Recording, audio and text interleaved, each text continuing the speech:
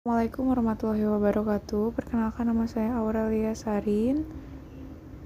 Saya dari Fakultas Hukum Universitas Surya Kencana, semester 3 pada NPM 7420121169. Di sini saya akan mereview materi pembelajaran pada mata kuliah Hukum Pidana Lanjutan, yaitu pada pertemuan terakhir, pada pertemuan ke-15, saya didoseni oleh Ibu Profesor Dr. Haji Heni Narayani SHMH, beserta asisten dosen Bapak Dr. Muhammad Rendi Aridayandi SHMH.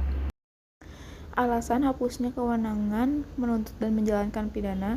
Yang pertama, adanya alasan hapusnya kewenangan menuntut, tidak adanya pengaduan pada delik aduan kis delik.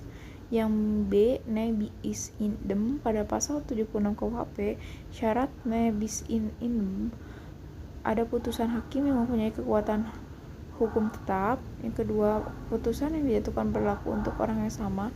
Yang ketiga, perbuatan yang dituntut kedua kali adalah sama dengan yang pernah dihapus. Yang ketiga, matinya. Yang C, adanya matinya terdakwa pada pasal 77 KUHP. Kewenangan menurut pidana menjadi hapus dengan matinya terdakwa. Hal ini didasarkan karena subjek hukum pidana hanyalah orang, sehingga yang dapat mempertanggungjawabkan suatu perbuatan yang berupa tindak pidana hanyalah pelaku.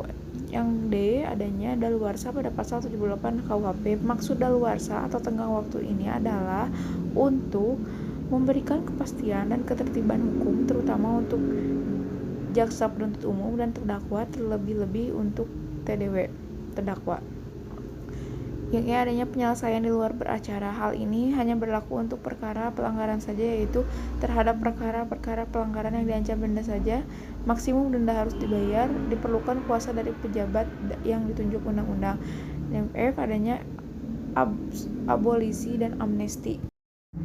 Yang kedua, adanya alasan gunanya hak untuk melaksanakan hukuman. A, dalam KUHP matinya terpidana pada pasal 83, daluarsa pada pasal 84-85, dan di luar KUHP adanya amnesti dan gerasi adalah menghapuskan hukumnya yang telah dijatuhkan oleh hakim, baik untuk sebagian atau seluruhnya, atau merubah hukuman yang berlainan sifatnya. Tujuan gerasi yaitu A, sebagai koreksi atas keputusan pengadilan.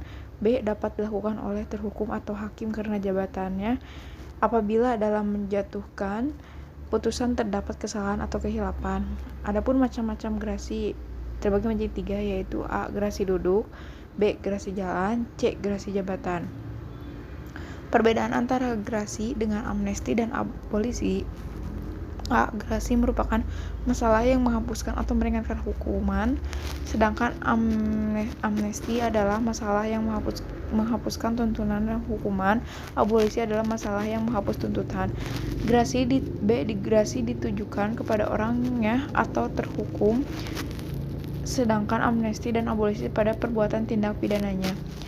Gerasi diberikan setelah ada putusan hakim yang mempunyai kekuatan hukum tetap, sedangkan amnesti dapat diberikan sebelum dan sesudahnya adanya vonis.